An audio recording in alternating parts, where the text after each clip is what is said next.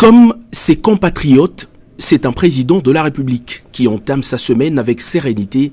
au lendemain d'une tentative de déstabilisation des institutions de son pays. Devant son ordinateur, le chef de l'État Félix Antoine Tshisekedi a rejoint en début de matinée de ce lundi la plateforme virtuelle à laquelle étaient connectés ses homologues de la SADC pour une réunion extraordinaire du sommet de chefs d'État et de gouvernement. Au cœur des discussions, la question de la sécheresse et des inondations causées par le phénomène El Niño.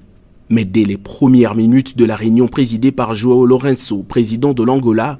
le sommet de chefs d'État de la SADC a condamné et fermement la tentative de déstabilisation le dimanche 19 mai 2024 des institutions démocratiques en République démocratique du Congo par un groupe de terroristes nationaux et étrangers avant de réaffirmer catégoriquement son opposition à tout changement anticonstitutionnel du gouvernement. Le sommet a également exprimé sa solidarité au peuple congolais et réitéré l'engagement pris par la SADC d'appuyer activement les efforts déployés par les autorités de la RDC en vue de sauvegarder l'intégrité territoriale et la souveraineté du pays, ainsi que d'assurer la sécurité de sa population. Le président de la République Félix Antoine Tshisekedi a à son tour exprimé sa gratitude aux pays de la SADC pour leur solidarité à son pays à la suite de la tentative du coup d'État de dimanche. Évoquant la question centrale du sommet, la réunion extraordinaire de la SADC qui a reçu un rapport sur l'impact de catastrophes dans la région a exprimé sa préoccupation